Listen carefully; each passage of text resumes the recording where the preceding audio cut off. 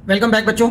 और आज हम हैं लॉज ऑफ मोशन के 5th लेक्चर के साथ। एंड अब लॉज ऑफ मोशन में जो हमने लास्ट लेक्चर्स में 3 लॉज ऑफ मोशन हमने अच्छे से समझ लिए हैं, Newton's first law of motion, second law of motion and Newton's third law of motion. Now after this अभी तक हमने ये रियलाइज कर लिया है कि ये चैप्टर हमें बता रहा है कि फोर्सेस किस तरीके से मोशन को इफेक्ट करती हैं। सो अब हम इस चैप्टर में उस पॉइंट पर आ चुके हैं कि हम डिफरेंट टाइप्स ऑफ फोर्सेस जो होते हैं उनको पहचानें और उनके बारे में अपनी अंडरस्टैंडिंग लेवल को थोड़ा सा और अच्छा कर लें।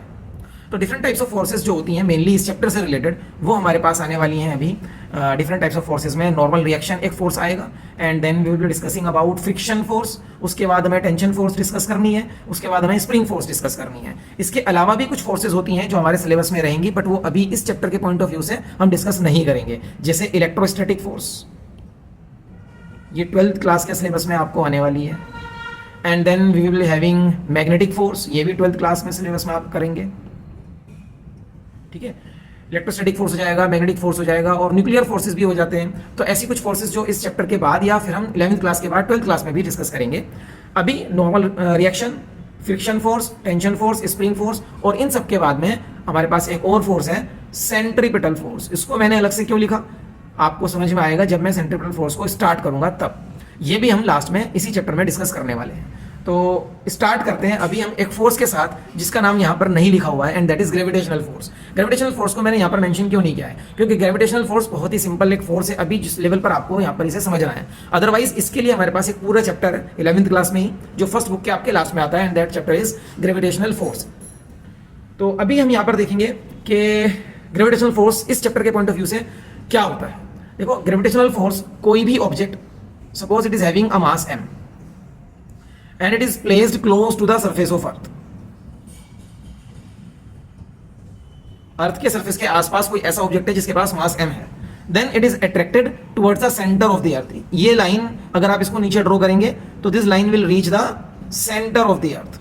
ये याद रखना बस, this line will reach the centre of the earth. या फिर कह सकते हैं आप कि ये डायरेक्शन वर्टिकली डाउनवर्ड डायरेक्शन है। Vertically downward direction will always reach to the centre of the earth. तो अर्थ इसके ऊपर एक फोर्स लगाती है because of gravitation, and that force is its mass into its acceleration, and that acceleration is acceleration due to gravity, जिसकी value हमें याद कराई जाती है g से। तो मैं एक ही जगह g लिख सकता हूं ना यहाँ पर, फिर g, and the value of g near the surface of the earth is 9.8 metre per second square. बहुत से बार क्वेश्चंस में अलाउ कर दिया जाता है कि आप इस वैल्यू को 10 ले लें, तो अगर क्वेश्चन अलाउ करेगा तो आप इस वैल्यू को 10 मीटर पर सेकंड स्क्वायर भी ले सकते हो। तो बस यही ग्रेविटेशनल फोर्स है। अभी इतना ही आपको ग्रेविटेशनल फोर्स के कॉन्सेप्ट को समझना है इस चैप्टर में आगे बढ़ने के लिए। ग्रेविटेशनल फोर्स, इस फोर्स को हम वेट ऑफ द ऑब्जेक्ट भी बोलते हैं। weight of the object. So what is weight of the object? Weight of the object is nothing but it is a force with which earth attracts the objects towards its center। क्योंकि weight force ही है तो इसकी SI unit क्या हो जाएगी? Newton. सारे forces की SI unit Newton ही होती है, याद रखिएगा इस चीज को। ओके, तो ग्रेविटेशनल फोर्स कंप्लीट करने के बाद आज का हमारा मेन टॉपिक जो हमें आज समझना है, that topic is normal reaction. आज की ये class basically normal reaction force को ठीक से समझने के लिए हमने डिजाइन की है। तो let's start with normal reaction. अब नॉर्मल रिएक्शन क्या फोर्स होती है इसको समझ लेते हैं। नॉर्मल रिएक्शन, सबसे पहले समझना है आपको वर्ड नॉर्मल का मीनिंग क्या है। यहाँ पर देखो, जब भी साइंस में कहीं आपके पास नॉर्मल वर्ड आता है किसी भी वेक्टर क्वांटिटी से रिलेटेड, तो आप समझ जाओ नॉर्मल का मतलब होता है perpendicular. What is the meaning of normal? Normal का मतलब होता है परपेंडिकुलर। तो आप हमेशा साइंस सब्जेक्ट में या मैथमेटिक्स में भी नॉर्मल वर्ड को एज अ परपेंडिकुलर लेंगे। ठीक है, अब नॉर्मल रिएक्शन क्या है? रिएक्शन मतलब कोई एक्शन हुआ होगा, उसके बदले में एक रिएक्शन आ रहा है। ठीक है ना, एक्शन एंड रिएक्शन वाला लॉ याद है? To every action there is equal and opposite reaction, and action reaction acts on different objects. उस लॉ के अकॉर्डिंग अभी हम नॉर्मल रिएक्शन समझने वाले हैं। तो देखिए, नॉर्मल रिएक्शन कब आता है? नॉर्मल रिएक्शन एक फोर्स है, वो तभी आएगी जब कोई दो ऑब्जेक्ट्स के सरफेसेस एक दूसरे के साथ कॉन्टेक्ट में आते हैं। कब आती है नॉर्मल रिएक्शन? जब कोई दो ऑब्जेक्ट्स के सरफेसेस एक दूसरे के साथ कॉन्टेक्ट में आते हैं, तब नॉर्मल रिएक्शन फोर्स आती है। और कॉन्टेक्ट में आने के बाद एक ऑब्जेक्ट दूसरे ऑब्जेक्ट को थोड़ा प्रेस करे, एटलीस्ट थोड़ा तो प्रेस करे, ज्यादा भी कर सकता है, तो ये नॉर्मल रिएक्शन वाली फोर्स प्ले में आ जाती है। जैसे कि फॉर एग्जांपल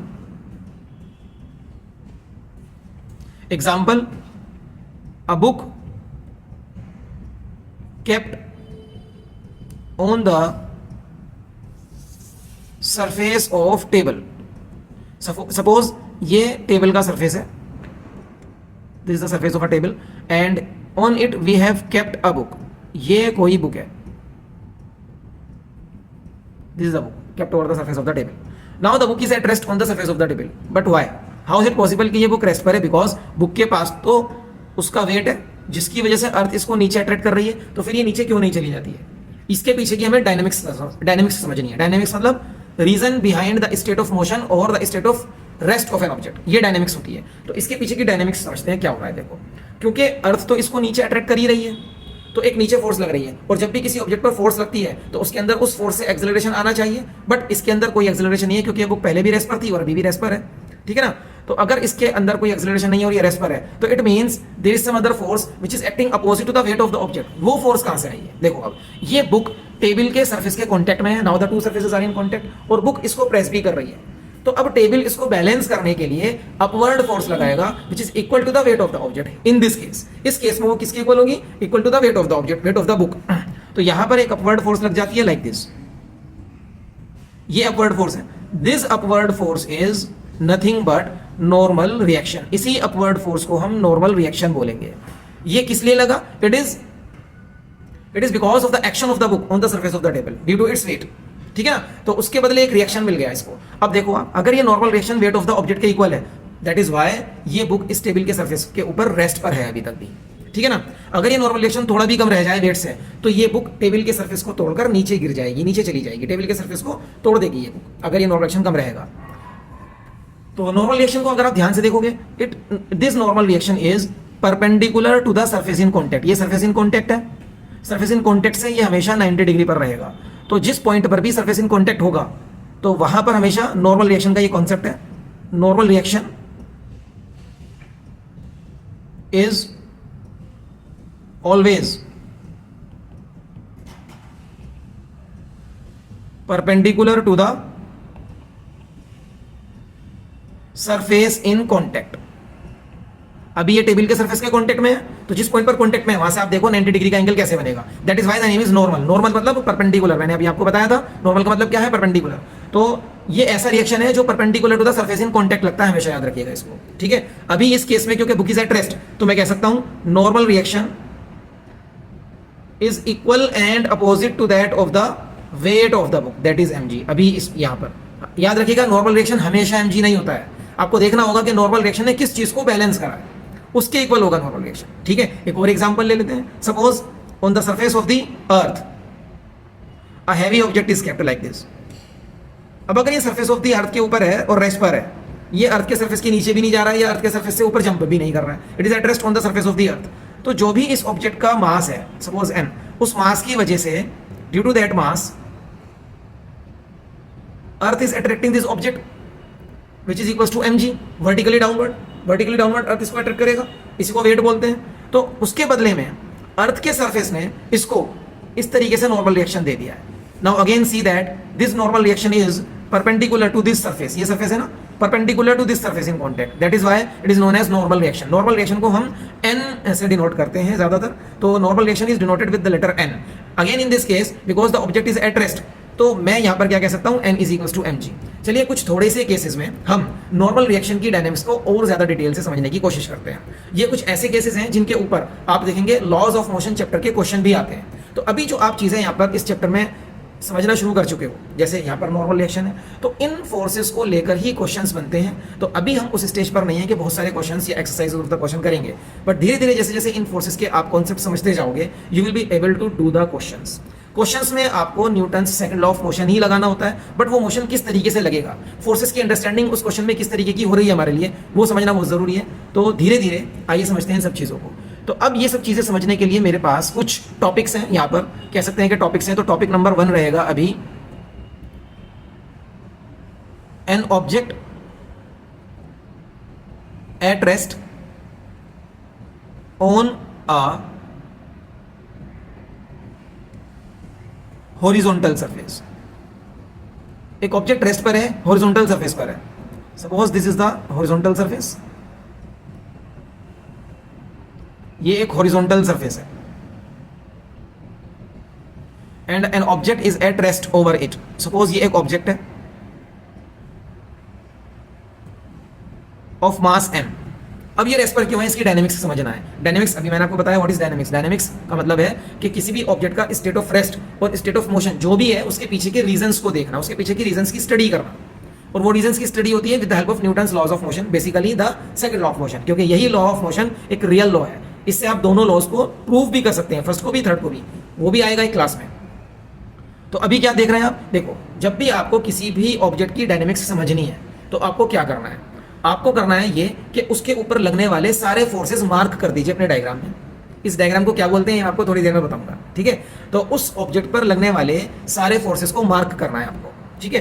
तो अभी हम देखेंगे कि इस पे कौन कौन से फोर्सेस एक्ट कर रहे हैं। इस पे एक वेट ऑफ द ऑब्जेक्ट काम कर रहा है वर्टिकली डाउनवर्ड। अभी आपको मैंने बताया ये अगर इस लाइन को आप आगे रोटेट करके लेके जाएंगे तो this line will reach to the centre of the earth. याद रखिएगा हमेशा, weight of the object acts towards the centre of the earth vertically downward.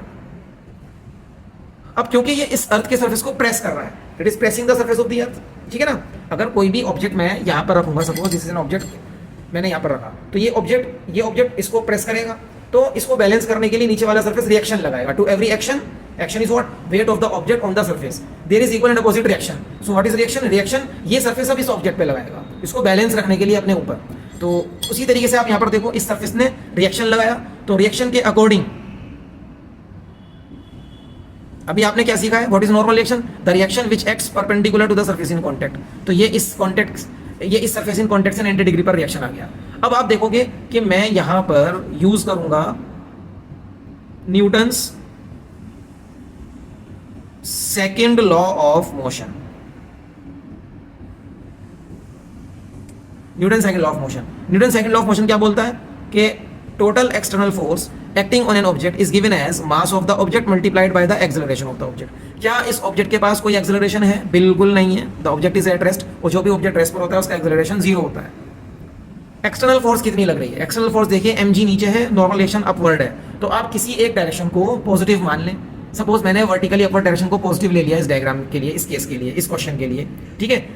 तो टोटल फोर्स हो जाएगी n माइनस mg, क्योंकि अपवर्ड डायरेक्शन अगर मैं पॉजिटिव ले रहा हूं तो n is positive and mg is minus, तो n माइनस mg, क्योंकि वर्टिकली अपोजिट फोर्सेज हैं, तो I will write n minus mg is equals to mass into acceleration is 0, तो इज इक्वल्स टू 0, तो n minus mg is equals to 0, या फिर मैं कह सकता हूं n is equals to mg, ठीक है। तो यहां पर n is equals to mg। अगर किसी भी ऐसे टॉपिक के ऊपर क्वेश्चन आता है जिसमें आपको दिखे कि एक ऑब्जेक्ट रेस्ट पर है हॉरिजॉन्टल सरफेस के ऊपर, तो उस क्वेश्चन को करने के लिए जो पेज पर लिखा है बस यही नॉलेज काफी है रहेगी आपको, इंक्लूडिंग दिस इक्वेशन, ठीक है, इंक्लूडिंग दिस इक्वेशन। तो देखो n is equals to mg, पीछे भी तो यही था, n is equals to mg मैं आपको बोल रहा था कि क्योंकि ये ऑब्जेक्ट रेस्ट पर है तो upward force is equals to downward force होने वाली है। आप डायरेक्टली ऐसे भी सोच सकते हैं n is equals to mg, या फिर अगर आप डायरेक्टली नहीं चीजों को इंटरप्रेट कर पा रहे हो तो use Newton second law of motion, और within 2-3 steps you will get to the correct answer, ठीक है। एक और एग्जांपल देखते हैं, example that is a topic number 2। अब क्या देखना है मुझे, an object is in motion on a smooth horizontal surface। An object is in motion on a smooth horizontal surface। इस बार स्मूथ हॉरिजॉन्टल सरफेस के ऊपर, this is smooth horizontal surface. Smooth क्यों लिया है? बिकॉज अभी रफ सरफेस नहीं ले सकते हैं, क्योंकि रफ सरफेस पर फ्रिक्शन काम करता है, फ्रिक्शन फोर्स आ जाएगी। तो जब हम फ्रिक्शन फोर्स को समझ लेंगे, that will be the next lecture जिसमें आपको फ्रिक्शन समझना है, तो उसके बाद हम रफ सरफेसेस भी इंक्लूड करेंगे अपने एग्जांपल्स में, अपने क्वेश्चंस में। तो अभी मेरे पास स्मूथ सरफेस है और ये हॉरिजॉन्टल सरफेस है, याद रखिएगा। And we have an object kept over it, इसके ऊपर एक ऑब्जेक्ट है मेरा m मास का, और ये मोशन में है इसके ऊपर, it is moving on it. तो suppose the direction of motion is this, इस डायरेक्शन में मोशन में है। तो अब मुझे क्या करना है, अगेन व्हाट टू डू, सारे के सारे फोर्सेस इसके ऊपर जो काम कर रहे हैं उनको मेंशन करना होगा अपने डायग्राम में, कर लेते हैं। तो द फोर्सेस एक्टिंग आर, इसका वेट वर्टिकली डाउनवर्ड लगेगा एज यूजुअल, इसके बदले में ये सरफेस इसको नॉर्मल रिएक्शन देगा, normal reaction which is perpendicular to the surface in contact, don't forget this, ठीक है। और क्योंकि ये इधर मोशन कर रहा है तो कोई फोर्स होगी इधर जो इसको लेकर जा रही है, suppose that force is F, वो फोर्स F है जो इसको इधर लेकर जा रही है ऑन अ स्मूथ सरफेस, ठीक है। अब इसकी डायनेमिक्स समझनी है, मतलब डायग्राम तो कंप्लीट कर लिया है। अब हम न्यूटन्स लॉज ऑफ मोशन लिखेंगे। न्यूटन्स लॉज ऑफ मोशन लिखने के लिए, अब ध्यान से देखो आप बच्चों क्या हो रहा है यहाँ पर, न्यूटन्स लॉज ऑफ मोशन लिखने के लिए आपको नॉर्मली 2 डायरेक्शंस की जरूरत पड़ेगी हर बार, हर क्वेश्चन में, until and unless motion 3 dimensional ना हो।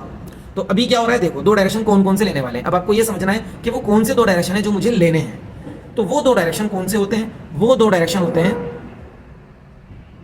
एक डायरेक्शन आप लोगे डायरेक्शन ऑफ मोशन, जिस डायरेक्शन में मोशन हो रहा है उस डायरेक्शन को ले लो। एक डायरेक्शन तो वो लेना है आपको, डायरेक्शन ऑफ मोशन, और दूसरा डायरेक्शन होगा उससे परपेंडिकुलर।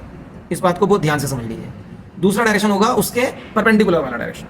एक डायरेक्शन कौन सा होगा? जिस डायरेक्शन में ऑब्जेक्ट मोशन कर रहा है या कर सकता है, इट टेंड टू मूव या इट इज मूविंग, उस वाले डायरेक्शन को आप एक डायरेक्शन पकड़ लो और दूसरा डायरेक्शन उससे परपेंडिकुलर लेना है। तो अभी it is moving in the horizontal direction, तो एक डायरेक्शन मेरा हॉरिजॉन्टल हो जाएगा और दूसरा फिर उसका परपेंडिकुलर क्या होने वाला है? उसका परपेंडिकुलर, हॉरिजॉन्टल का परपेंडिकुलर इज वर्टिकल, दूसरा वर्टिकल हो जाएगा यहाँ पर। ठीक है, इन दोनों डायरेक्शंस में मुझे Newton second law of motion लगाना है और दोनों डायरेक्शन से एक एक इक्वेशन आएगी। वो दोनों इक्वेशंस इस तरह के हर क्वेश्चन को सॉल्व करेंगी। That is how we will be able to solve the question. ठीक है, तो करते हैं, पहले हम लगाएंगे अपना न्यूटन्स लॉ ऑफ मोशन, पहले लगा लेते हैं वर्टिकल डायरेक्शन में। ठीक है, तो वर्टिकली क्या यूज करना है? Using Newton's second law of motion. अब वर्टिकल डायरेक्शन में आपको क्या लिखना है? Newton second law of motion क्या होता है? Total external force is equals to इसका मास इनटू इसका एक्सेलरेशन। बहुत ध्यान से, इसका मास इनटू इसका एक्सेलरेशन। ठीक है, क्यों बोलता हूं मैं आपको इस तरह से, इसका मास इनटू इसका एक्सेलरेशन? थोड़े एक दो लेक्चर के बाद समझ में आ जाएगा। Now what is external force acting on it? अगर मैं अपवर्ड डायरेक्शन को पॉजिटिव ले लूं तो नॉर्मल रिएक्शन ऊपर है, mg नीचे है, तो what will I right? n minus mg, क्योंकि कोई एक्सेलरेशन नहीं है वर्टिकल डायरेक्शन में। वर्टिकल डायरेक्शन में कोई भी एक्सेलरेशन नहीं है ना, तो कोई भी एक्सेलरेशन नहीं है वर्टिकल डायरेक्शन में, तो एक्सेलरेशन बन गया जीरो, m इंटू जीरो बन जाएगा zero. Again I am getting as n is equals to mg।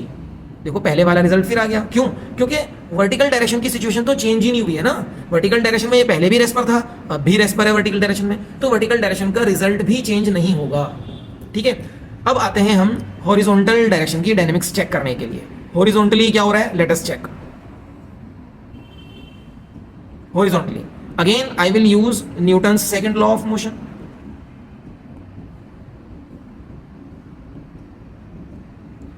Newton second law of motion बोलता है net external force, total external force acting on an object is equals to उसका mass into उसका acceleration. अब ये formula मैं कौन से direction में लगा रहा हूं? हॉरिजॉन्टल, तो सिर्फ हॉरिजॉन्टल डायरेक्शन वाली फोर्सेस ही देखनी है।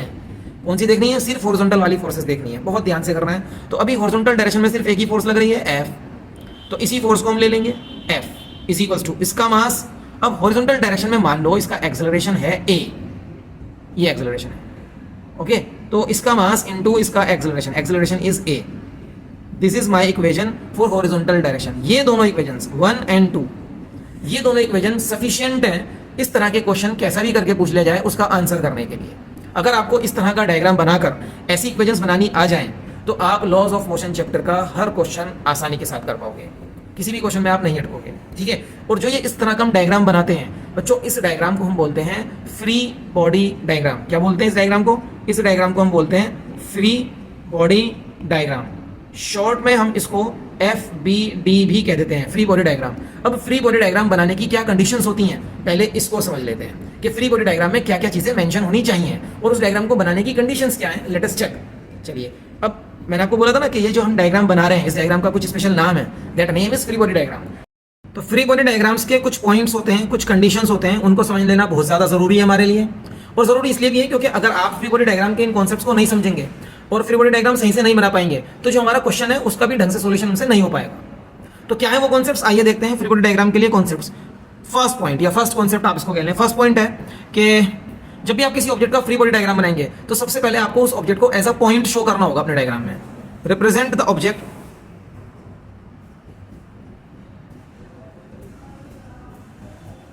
As a point. और जब आप इसको एज अ पॉइंट प्रेजेंट करेंगे तो आप अपने माइंड में मान लेंगे कि the object is free from all the contacts. जिन भी सरफेसेस के साथ वो कॉन्टेक्ट्स में है उन सबसे फ्री सोच लो आप उसको कि वो फ्री हो चुका है। अब लगाओ उसके ऊपर सारे के सारे forces. This is the second point. आपने उसको पॉइंट मान लिया। अब जितने भी फोर्सेस लग रहे हैं सबको प्रॉपर्ली शो कर दीजिए with arrows, with direction. Mark all the forces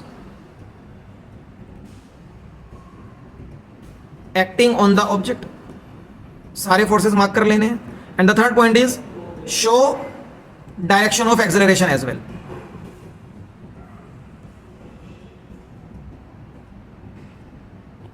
these are the 3 points जो आपको बिल्कुल ध्यान में रखने होते हैं किसी भी फ्री बॉडी डायग्राम के लिए।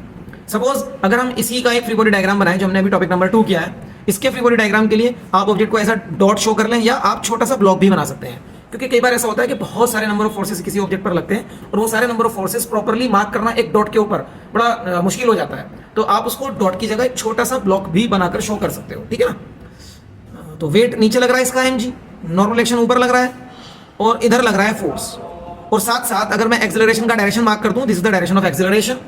ये हो गया मेरा complete free body diagram. So these are the points जो आपको हमेशा याद रखने हैं फ्री बॉडी डायग्राम बनाने के लिए। फ्री बॉडी डायग्राम सही बनाओगे तो क्वेश्चन भी सही सॉल्व होगा, ये इसकी इंपॉर्टेंस है। आइए अब करते हैं हम अपना नेक्स्ट टॉपिक, जो हमारी नॉर्मल रिएक्शन वाली फोर्स के अंडरस्टैंडिंग को और भी ज्यादा अच्छा कर देगा। And the topic is an object in motion on a smooth horizontal surface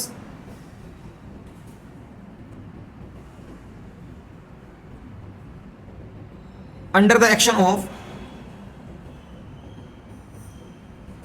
an oblique force। अब ये oblique force क्या होती है? oblique मतलब तिरछा, oblique force। suppose this is my smooth surface, horizontal surface है, smooth है, और इसके ऊपर एक ऑब्जेक्ट है मेरे पास यहाँ पर है, and the object is in motion, जैसा कि लिखा हुआ है the object is of mass m and is in motion in this direction under the action of an oblique force. Oblique मतलब अब वो मोशन के डायरेक्शन में नहीं लगेगी फोर्स, मोशन से किसी और एंगल पर लग रही है, and the angle is given कि इसका एंगल हॉरिजॉन्टल से थीटा है, इसका एंगल हॉरिजॉन्टल से थीटा है, ठीक है। अब अगर मुझे इसका फ्री बॉडी डायग्राम बनाना है तो मैं फ्री बॉडी डायग्राम यही बना सकता हूँ, कोई दिक्कत नहीं है, बस मुझे अपने मन में एज्यूम करना है कि it is free from all the contacts. तो इसका फ्री बॉडी डायग्राम हो जाएगा लाइक दिस, कि इसका वेट लग रहा है नीचे और नीचे वाले सरफेसेस को नॉर्मल रिएक्शन मिलेगा like this which is perpendicular to the surface in contact, okay. और कोई फोर्स तो नहीं लग रही है, नहीं लग रही है। अभी मुझे इसका एक्सेलरेशन भी शो करना है, क्योंकि इधर मूव कर रहा है, तो मैंने इसका एक्सेलरेशन मान लिया a और वो इधर होगा। अब ये सारे फोर्सेस पे मैंने मार्क कर लिए हैं विद एक्सेलरेशन, तो मेरा फ्री बॉडी डायग्राम कंप्लीट हो गया है। अब मुझे इसकी डायनेमिक्स समझनी है। डायनेमिक्स मतलब कि क्या रीजंस हैं कि जिसकी वजह से ये ऑब्जेक्ट इस डायरेक्शन में मूव कर रहा है, अलोंग द हॉरिजॉन्टल सरफेस ये मूव कर रहा है, ये समझना है। तो सबसे पहले मैं 2 डायरेक्शन मार्क करूंगा। वो 2 डायरेक्शन कौन से होते हैं? 2 डायरेक्शन होते हैं, one of them is the direction of the motion. एक तो आपको डायरेक्शन ऑफ मोशन ही लेना है। एक लाइन कौन सी लाइन होगी? Along the direction of motion. दूसरी लाइन होगी इससे परपेंडिकुलर, दूसरी लाइन ये हो जाएगी the perpendicular to the direction of motion, ठीक है। ये दोनों लाइन आपके ऑब्जेक्ट से पास होनी चाहिए, याद रखिएगा। अब आप ध्यान से देखो अपने डायग्राम में, क्या सारे फोर्सेस इन दोनों लाइंस पर लगे हुए हैं? mg ठीक है, इसी लाइन के ऊपर आ रहा है, नॉर्मल रिएक्शन ठीक है, इसी लाइन के ऊपर आ रहा है, लेकिन ये जो फोर्स है ये इस लाइन पर नहीं है। तो जो फोर्स भी इस लाइन पर नहीं है उसका आपको कंपोनेंट लेना होगा। कंपोनेंट जैसे कि वेक्टर वाले चैप्टर में सीखे हैं कि अगर कोई भी एक वेक्टर है उसके आप एक्स एक्सिस के अलोंग और वाई एक्सिस के अलोंग कंपोनेंट ले लेते हैं। जिधर एंगल थीटा है उधर कॉस कंपोनेंट आता है और दूसरा वाला कंपोनेंट साइन कंपोनेंट कहलाता है, ठीक है ना। तो वैसे ही कंपोनेंट यहाँ पर लेने हैं, तो कंपोनेंट लूंगा तो मैं पहले इस वाले डायरेक्शन की तरफ परपेंडिकुलर ड्रॉप करूंगा, ये इसका कंपोनेंट, इधर एंगल थीटा है तो this component is F cos theta, और इधर भी एक परपेंडिकुलर ड्रॉप करेंगे तो this component will be F sine theta. जिस फोर्स के कंपोनेंट कर लिए हैं उसे माइंड में से निकाल दो, क्योंकि अब उसके आपने 2 पार्ट कर लिए हैं, उन दोनों पार्ट्स को कंसीडर करना है, ठीक है। Now this free body diagram is ready to solve the question. इसको क्वेश्चन को अब आप सॉल्व कर सकते हो। सॉल्व कैसे करना है? Using second law. Horizontal direction में अलग लगाएंगे, वर्टिकल डायरेक्शन में अलग लगाएंगे, ठीक है। तो पहले मैं इसको करता हूं हॉरिजॉन्टल डायरेक्शन के, पहले वर्टिकल के लिए कर लेते हैं। Vertically using second law of motion, Newton second law of motion. The law states that net external force is equals to इसका मास इनटू इसका एक्सेलरेशन। मैं नीचे EXT क्यों लिखता हूं? सो दैट मुझे याद रहे कि ये एक्सटर्नल फोर्सेज हैं। Net external force, total external force, इस पर वर्टिकल डायरेक्शन में चेक करते हैं। देखो अगर मैं अपवर्ड डायरेक्शन को पॉजिटिव ले लूं, जैसा कि हर बार लिया भी है, तो अपवर्ड डायरेक्शन में फोर्स लग रही है n, अपवर्ड डायरेक्शन में एक और फोर्स लग रही है f साइन थीटा। तो ये हो गई अपवर्ड डायरेक्शन की forces n plus f sine theta. और एक लग रही है वर्टिकली डाउनवर्ड डायरेक्शन में फोर्स, उसको लिखना पड़ेगा मुझे माइनस करके mg इज इक्वल्स टू, क्या इस डायरेक्शन में कोई एक्सेलरेशन है? नहीं है, तो इस डायरेक्शन का एक्सेलरेशन 0। ध्यान रखिए आप वर्टिकली कर रहे हैं तो वर्टिकल एक्सेलरेशन ही देखना होगा। इस डायरेक्शन का एक्सेलरेशन 0, तो m इंटू 0 हो जाएगा 0। तो अभी मैं यहाँ से अगर n के लिए लिखूं, I can write it like this, n is equals to minus mg, उधर जाएगा mg हो गया, और f साइन थीटा उधर जाएगा माइनस f साइन थीटा हो गया। This is the value of normal reaction acting in this case. अब आप अगर ध्यान से देखोगे let this equation is number 1। अगर आप ध्यान से देखोगे तो इस बार नॉर्मल रिएक्शन mg नहीं आया है, mg में से कुछ चीज सब्ट्रैक्ट हो रही है, that is f sin theta. तो मतलब इस बार नॉर्मल रिएक्शन कम हो गया है। तो माय डियर स्टूडेंट्स, इसको रटना नहीं है कि नॉर्मल रिएक्शन हमेशा mg आएगा, नॉर्मल रिएक्शन हमेशा mg आएगा, नहीं, ये रिजल्ट आपको रटना नहीं है। नॉर्मल रिएक्शन कुछ भी आ सकता है। नॉर्मल रिएक्शन क्या होता है कि अब उसे कितना रिएक्शन मिला है सरफेस से, वो नॉर्मल रिएक्शन होता है। तो जरूरी नहीं है कि वो वेट ऑफ द ऑब्जेक्ट के ही इक्वल हो, ठीक है। अब जैसे कि देखो आपने यहाँ पर mg से कुछ कम हो गया ना, mg minus f sin theta. अच्छा, कम क्यों हुआ? ध्यान से देखो आप, ये जो मैंने फोर्स लगाई ना ऑब्लिक f, ये थोड़ा ऊपर की तरफ लगी है, तो इस फोर्स का एक कंपोनेंट जो इधर था वो नीचे जो mg लग रहा है उसको बैलेंस करने में काम आ गया। तो अब क्योंकि ये f sin थीटा mg को बैलेंस कर रहा है, तो बाकी बची बैलेंसिंग नॉर्मल रिएक्शन दे देगा। नॉर्मल रिएक्शन को अब mg होना जरूरी नहीं है, नॉर्मल रिएक्शन क्या हो सकता है, mg minus f sin theta हो सकता है यहाँ पर, ठीक है। तो आगे नेक्स्ट, अब मैं लगाऊंगा Newton second law of motion horizontal direction में।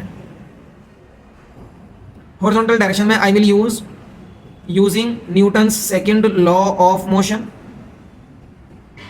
प्रॉपर्ली ऐसे ही करेंगे हमारा, ठीक है। लॉ क्या कहता है, net external force is equals to इसका मास इनटू इसका एक्सेलरेशन इसी डायरेक्शन में, हॉरिजॉन्टल। देखो ये जो फॉर्मूला है ये आप एक पर्टिकुलर डायरेक्शन के लिए लगाते हो, हमेशा याद रखना। तो अगर अभी हॉरिजॉन्टल डायरेक्शन के लिए लगा रहे हो तो हॉरिजॉन्टल डायरेक्शन वाला ही एक्सेलरेशन लोगे, हॉरिजॉन्टल डायरेक्शन वाला ही फोर्स लोगे, ओके। तो हॉरिजॉन्टल डायरेक्शन वाला फोर्स वो है f cos थीटा। क्या और कोई फोर्स तो नहीं है इस लाइन पर? नहीं है। तो हॉरिजॉन्टल डायरेक्शन वाला force f cos theta is equals to इसका मास m है, इसका एक्सेलरेशन इस डायरेक्शन में a है। This is my second equation. अब इस क्वेश्चन ने, इस ऐसे क्वेश्चन ने जिसमें ऐसा कुछ डायग्राम आपको मिला हो, कुछ भी पूछा है, वो चीज इन दोनों इक्वेशन से सॉल्व हो जाएगी। आप चाहें तो डायरेक्टली आपको इक्वेशन याद है आप क्वेश्चन में लगा दीजिए, बट अगर आपको इक्वेशन याद नहीं है तो इट इज वेरी इजी। आप दोनों डायरेक्शन में न्यूटन सेकंड लॉ लगाइए, दोनों इक्वेशंस बनाइए एंड सॉल्व कर दीजिए इस क्वेश्चन को। थोड़ा टाइम लगता है बट हो जाएगा। एंड जैसे जैसे आपकी प्रैक्टिस होगी तो ये टाइम जो लग रहा है क्वेश्चन को सॉल्व करने में, ये भी बहुत हद तक रिड्यूस हो जाता है। इट ऑल टेक्स प्रैक्टिस, सारी चीजें प्रैक्टिस से होती हैं, ठीक है। तो आई होप कि ये चीज़ भी समझ में आई है। और एक बहुत इंपॉर्टेंट चीज़ यहाँ से ये भी समझ में आ गई है कि नॉर्मल रिएक्शन हमेशा mg नहीं होगा, वो कुछ और भी हो सकता है। mg से कम भी हो सकता है, mg से ज़्यादा भी हो सकता है, याद रखिएगा इस चीज़ को, okay. Now the next and the last topic of the lecture today, आज के लेक्चर का लास्ट टॉपिक देखते हैं। और ये टॉपिक हमारे नॉर्मल रिएक्शन की अंडरस्टैंडिंग को और भी अच्छा कर देगा। इसमें क्या करने वाले हम, इसमें हम लेने वाले हैं एक इंक्लाइंड प्लेन। तो हमारी हेडिंग होगी object sliding down a smooth inclined plane. आज सारे सरफेसेस स्मूथली हैं क्योंकि अभी हमने फ्रिक्शन के बारे में कुछ नहीं सीखा है। नेक्स्ट टॉपिक में हम सीखने वाले हैं फ्रिक्शन फोर्स। नेक्स्ट क्लास में, नेक्स्ट लेक्चर में फ्रिक्शन फोर्स लगेगा, ओके। तो अभी object sliding down a smooth inclined plane. अब ये इंक्लाइंड प्लेन क्या होता है? देखो आज जितने भी क्वेश्चंस आपने करे हैं, जैसे कि ये वाला, ये सारे हॉरिजॉन्टल प्लेन मतलब हॉरिजॉन्टल सरफेस पे करे हैं, लाइक दिस। ये मेरा हॉरिजॉन्टल सरफेस है, सपोज इस पर कोई भी ऑब्जेक्ट इस तरह से रखा हुआ है, तो इस ऑब्जेक्ट के बारे में जो हॉरिजॉन्टल सरफेस पे रखा हुआ है उसके बारे में आपने आज चीजों को समझा, कैसे नॉर्मल रिएक्शन लगता है, कैसे ये ऑब्जेक्ट अगर मूव कर रहा है तो उसके पीछे की क्या डायनेमिक्स होती है। बट अगर अभी ये सरफेस हॉरिजॉन्टल ना होकर ये सरफेस थोड़ा ऐसे हो जाए, इंक्लाइंड लाइक दिस, तो इस इंक्लाइंड सरफेस को मैं बोलता हूँ इंक्लाइंड प्लेन। क्या बोलता हूँ इसको? Inclined plane. और इंक्लाइंड प्लेन अगर स्मूथ है तो उस पर रखा हुआ, suppose this is the inclined plane, तो ये अगर स्मूथ है तो इस पर रखा हुआ कोई भी ऑब्जेक्ट इस पर रुकेगा नहीं, वो नीचे नीचे नीचे नीचे चला जाएगा, है ना। अभी तो ये प्लेन रफ है थोड़ा, तो आराम से जा रहा है, तो ऐसे अगर मैं इंक्लाइंड प्लेन पर कुछ भी रखूंगा तो वो नीचे चला जाएगा, लाइक दिस। अब ये नीचे जो जा रहा है इसकी डायनेमिक्स समझनी है कि ये क्यों नीचे जा रहा है, कौन सी फोर्स रिस्पॉन्सिबल है इसको नीचे ले जाने के लिए। और इसके अलावा इस इंक्लाइंड प्लेन का जो हॉरिजॉन्टल से ये वाला एंगल होता है, ये वाला एंगल हॉरिजॉन्टल सरफेस से, इस एंगल को बोलते हैं एंगल ऑफ इंक्लिनेशन। इस एंगल को भी याद रखिएगा, ठीक है। तो अब हम लिखने वाले हैं अपनी next heading, object sliding down a smooth inclined plane and suppose this is my inclined plane. ये मेरा इंक्लाइंड प्लेन है और इसने हॉरिजॉन्टल से एंगल बनाया है थीटा, तो इसको मैं बोलूंगा एंगल ऑफ इंक्लिनेशन थीटा, ठीक है। इसके ऊपर रखा हुआ है एक ऑब्जेक्ट, अभी मैंने रखा है मतलब रखकर इसको अभी रिलीज कर दिया, छोड़ दिया इसको यहाँ से, ऑफ मास m।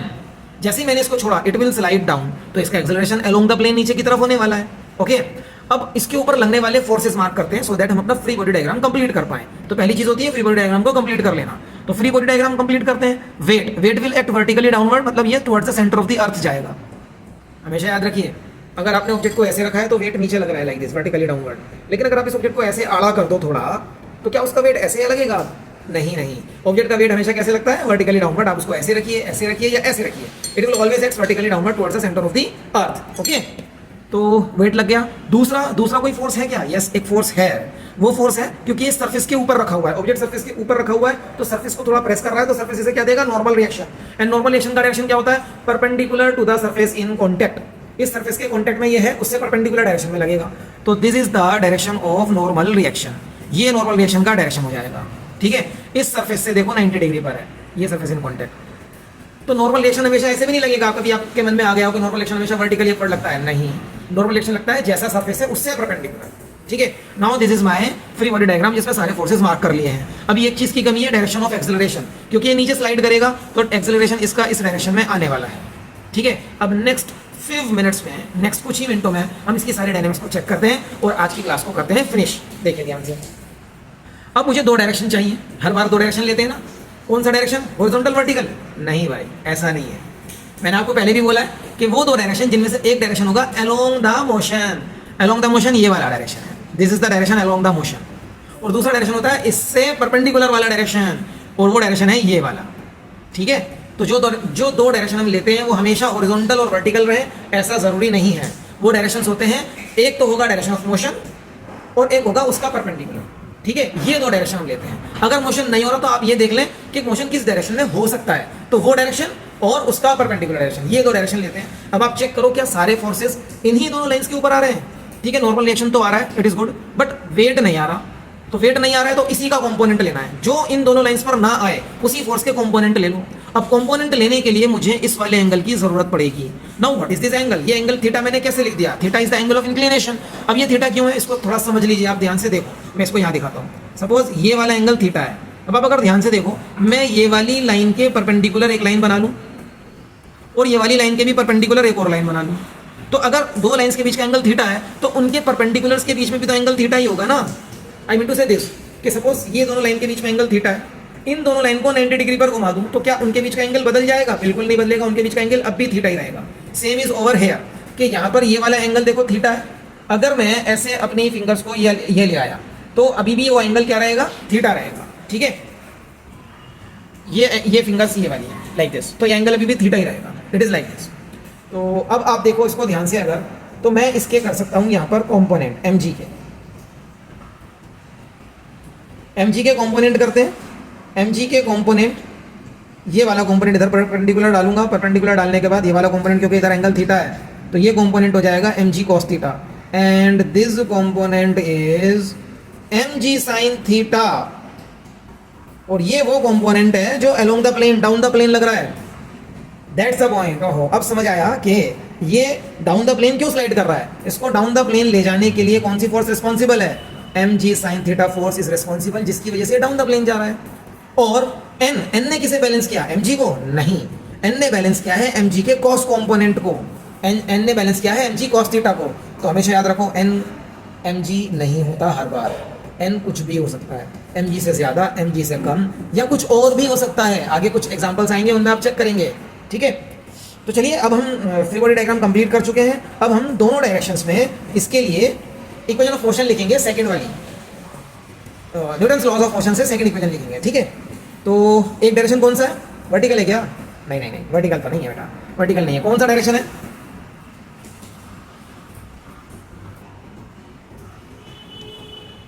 डायरेक्शन है परपेंडिकुलर टू द प्लेन, ये लिखूंगा मैं, परपेंडिकुलर टू द प्लेन, इस प्लेन का परपेंडिकुलर वाला डायरेक्शन। तो I am considering this direction. ठीक है ना, इस डायरेक्शन को ध्यान से देखना है। इस डायरेक्शन में आई will use Newton's second law of motion, equation of motion बोल दिया था शायद मैंने, इक्वेशन ऑफ मोशन नहीं, Newton's second law of motion use करना है। ओके, और उस लॉ की इक्वेशन होती है कि net external force acting is mass into acceleration, इसका मास इनटू इसका एक्सेलरेशन। तो इस डायरेक्शन में जो फोर्स लग रही है ऊपर की तरफ वो n है, नीचे की तरफ लग रही है mg cos थीटा, तो उसको सब्ट्रैक्ट करूंगा। एक्सेलरेशन इस डायरेक्शन में तो कुछ नहीं है, जीरो है, तो इधर आ जाएगा जीरो। तो मुझे यहाँ से मिला नॉर्मल रिएक्शन लग रहा है mg cos थीटा। ये नॉर्मल रिएक्शन बहुत काम का होता है, जब सरफेसेस पर फ्रिक्शन आ जाता है तब देखेंगे हम कि कितने काम का है नॉर्मल रिएक्शन। ठीक है, this is equation number 1। Normal reaction है mg cos थीटा, mg नहीं है, ध्यान से देख लो। दूसरा डायरेक्शन मैं लूंगा along the plane, along the plane मतलब वो डायरेक्शन जो मोशन वाला डायरेक्शन है, along the plane. Along the plane में भी मैं यही लॉ लगाऊंगा using Newton's second law of motion, जिसका इक्वेशन होता है नेट एक्सटर्नल फोर्स इज इसका मास इनटू इसका एक्सेलरेशन। बाहर से लगने वाली फोर्स इस डायरेक्शन में है सिर्फ और सिर्फ mg sin थीटा और कुछ नहीं है। मास इसका m है, एक्सेलरेशन आया a। क्या मास से मास कैंसिल हो रहा है? यस। तो एक्सेलरेशन का आंसर आ गया g sin theta. It means कोई भी ब्लॉक जब एक स्मूथ सरफेस पे इंक्लाइन प्लेन वाले सरफेस पे रखते हैं तो जब वो नीचे स्लाइड करेगा उसके स्लाइड करने का एक्सेलरेशन g sin थीटा होता है और वो उसके मास पर डिपेंड नहीं करेगा। देखो मास कैंसिल हो चुका है। आप यहाँ पर ये वाला ऑब्जेक्ट रखो या इससे भी भारी ऑब्जेक्ट रखो, वो दोनों ही object same acceleration g sin theta से डाउनवर्ड आएंगे अलोंग द प्लेन। एक्सेलरेशन किस पे डिपेंड कर रहा है? एंगल ऑफ इंक्लिनेशन थीटा पर। अगर आप इस इंक्लाइन प्लेन का एंगल ऑफ इंक्लिनेशन बढ़ा दें हॉरिजॉन्टल से तो ये और ज्यादा एक्सेलरेशन से आएगा क्योंकि sin थीटा की वैल्यू बढ़ जाएगी। ओके, तो इस रिजल्ट को याद कर लो कि अगर कोई भी object incline plane of angle of inclination theta पे रख दिया आपने स्मूथ सरफेस वाले पे, तो वो ऑब्जेक्ट स्लाइड करेगा g sin थीटा एक्सेलरेशन से, और उस ऑब्जेक्ट को स्लाइड करने के लिए रिस्पॉन्सिबल फोर्स होती है उसके वेट का साइन कंपोनेंट, उसके वेट का sign component. So that is all for today's lecture. आज के लेक्चर में हमने 4 पॉइंट्स, 4 टॉपिक्स, 4 एग्जांपल सीखे और इन चारों एग्जांपल्स में आप देखिए ध्यान से, हमने नॉर्मल रिएक्शन के कॉन्सेप्ट को अपने आज बहुत मजबूत करा है। ये देखो, नॉर्मल रिएक्शन के कॉन्सेप्ट को आज बहुत मजबूत करा है। नॉर्मल रिएक्शन क्या सीखा आज? कि नॉर्मल रिएक्शन वो फोर्स है जो सरफेस इन कांटेक्ट से मिलती है और वो हमेशा सरफेस इन कांटेक्ट के परपेंडिकुलर लगती है। वो mg भी हो सकती है, वो mg से कम या ज्यादा भी हो सकती है, और वो फोर्स अगर किसी इंक्लाइन प्लेन से मिल रही है तो वो फोर्स mg cos थीटा भी कह सकते हैं आप, यार theta is angle of inclination. ठीक है ना? तो आज की क्लास के लिए ये काफ़ी है। आई होप कि नॉर्मल रिएक्शन क्या है, क्या इसका कॉन्सेप्ट है, कैसे ये काम करता है, आपको अच्छे से समझ में आया है। नेक्स्ट क्लास में हम एक और नया कॉन्सेप्ट लेकर आएंगे, दैट इज फ्रिक्शन फोर्स का कॉन्सेप्ट। तो बने रहिए और वेट करिए नेक्स्ट क्लास का। मिलते हैं नेक्स्ट क्लास में।